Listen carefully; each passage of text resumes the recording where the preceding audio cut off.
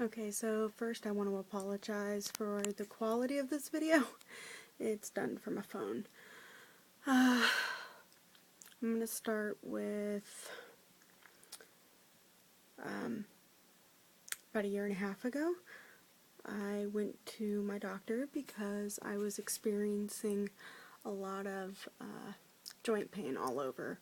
My hands, knuckles, feet, ankles, toes, you name it, it hurt.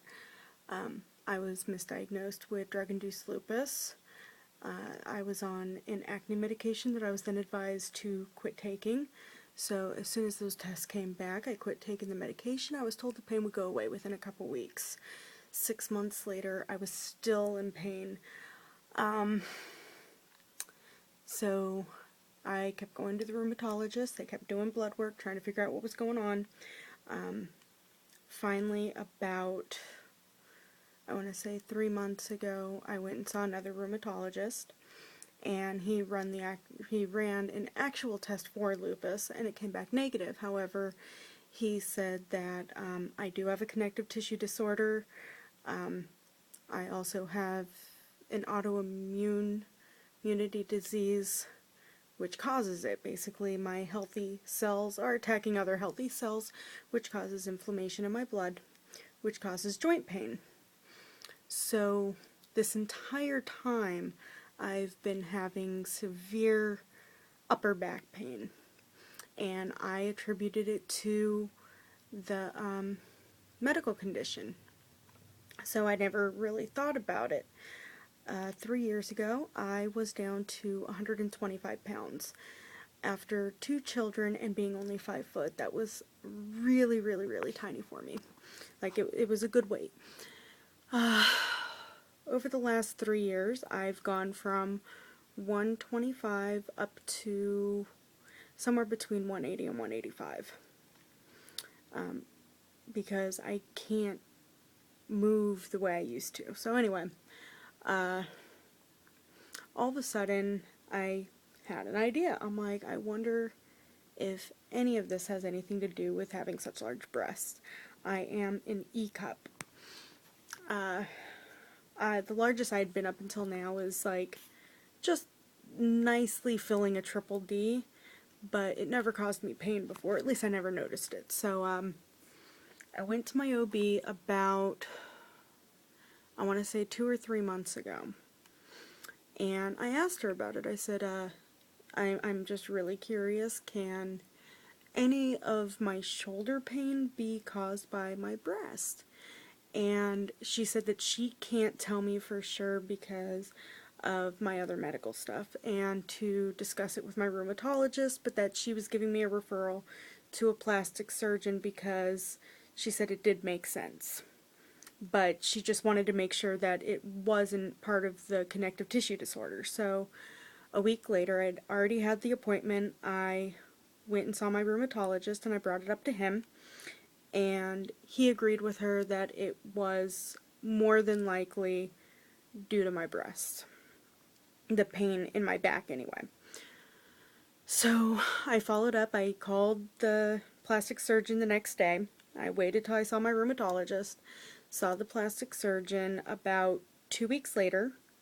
He did a very brief exam. He looked at my breast and noticed that my nipple was kind of at the bottom instead of up where it should be. So he kind of explained to me what would be done during the surgical procedure, where they'd be cutting, and how they would do the entire thing.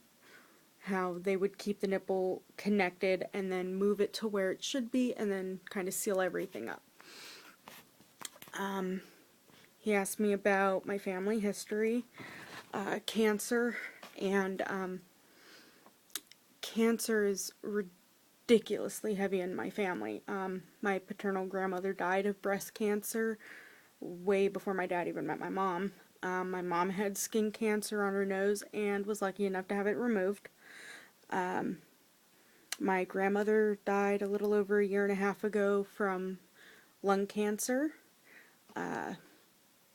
So cancer's pretty big. So they told me that another thing that they do is with the excess skin that's removed, they do biopsy on it to see if I have any of the markers or what my potential is for developing breast cancer in the future.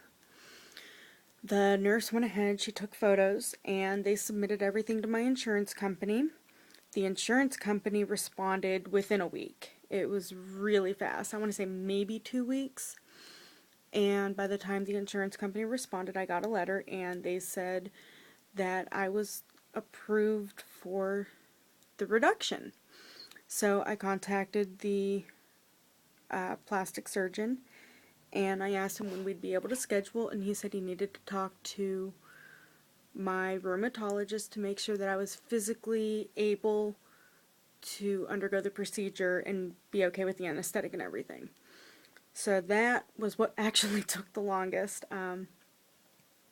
We finally got in touch with the rheumatologist. He got the letter, sent it into them, I think it was 2 weeks ago.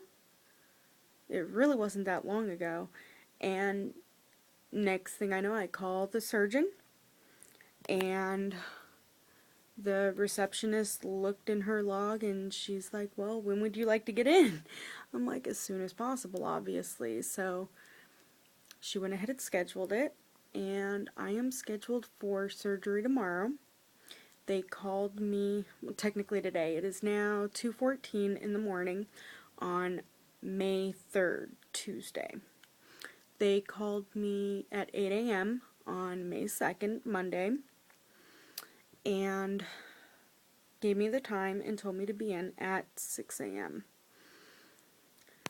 So I am scheduled for the breast reduction at 6 a.m. in 4 hours, and I will be leaving here around 5:15 to get there at 6, and then the surgery is supposed to take place 2 hours later. I'm really nervous about this. This is my first actual surgery, and it's scary. I watched videos, and there's a lot of cutting and jabbing and prodding and pulling, and I just picture all the pain after everything is healed, or at least once the surgery is done, the next, I guess, whenever I wake up. And it is an outpatient procedure, so I'll go in at 6, surgery should be around 8, and then I should be able to go home by 1, but I'm really nervous. So, 2 pieces of advice I got was, 1, bring a pillow to place in between your breast and the seatbelt. During the consult, they asked me what size I'd like to go down to, what my goal is. And I said, well, first, I'd like to have less pain. Second, it would be nice to see my nipple again without having to look in a mirror. And as far as size, I explained that I would like to go down to a C or a D, that I think I would be most comfortable at that size, without it affecting how I feel about my body for the most part. Because I'm not small. I weigh, like I said, 180, 185 pounds, and my breasts are an E cup right now. Possibly even a double E, because, I don't know. I haven't had a proper bra since I was a double D. So I'm not going to record any of that in this video. Before I leave for the surgery, I think I might put the bra on real quick and just record a before and after to kind of show how a double D fits me, because that's the largest bra I can find without it going all the way up to my collarbone. I'm getting married in July, and that was one of my big reasons for wanting to push this, is I have a gown that kind of comes up to about here, lace, and I'm wearing a corset over the gown, which then literally pushes my boobs up. That's all. This is all boob.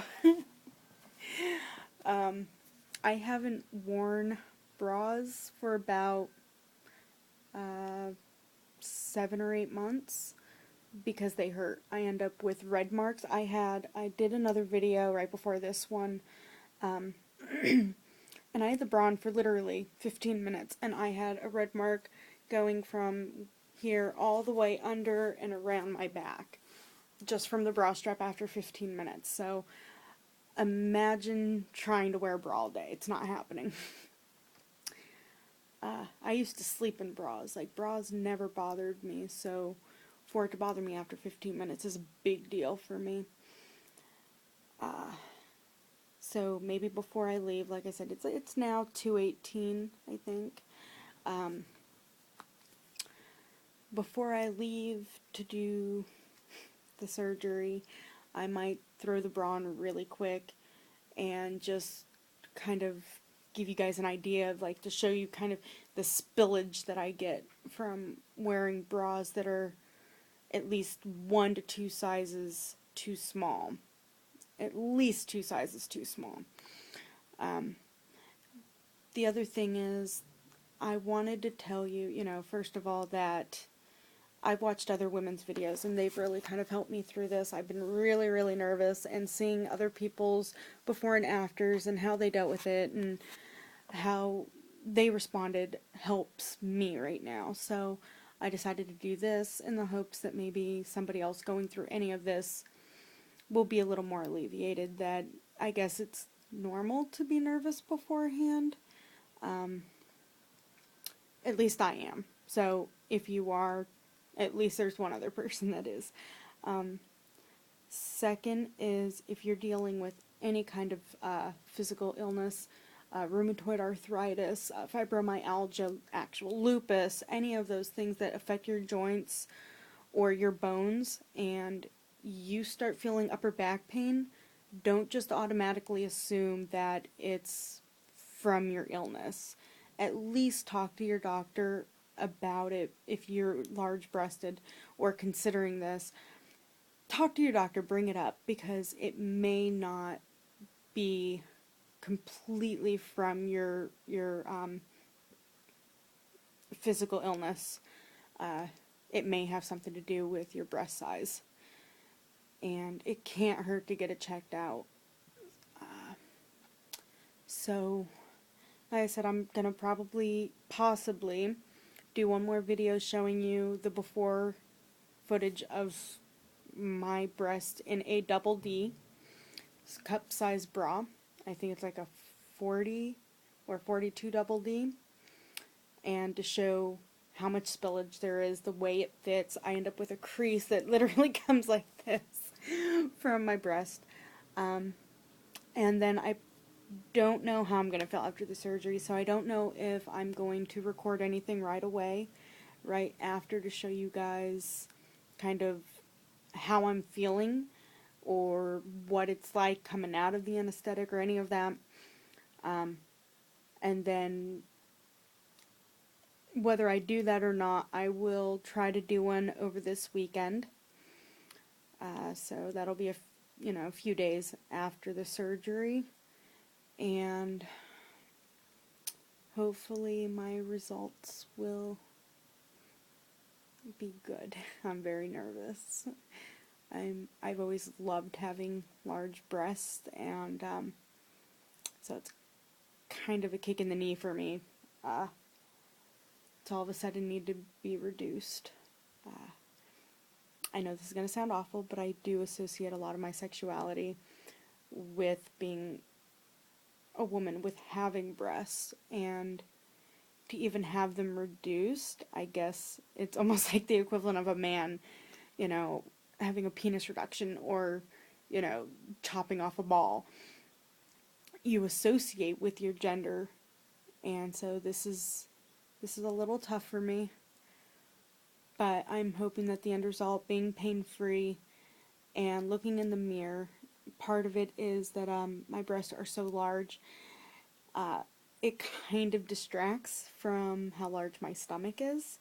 So I am nervous about that. All of a sudden I'm going to be able to see more of my stomach, which is nerve-wracking. But I will keep you updated and we'll see how I'm doing after that. And good luck to any of you who are going through this as well.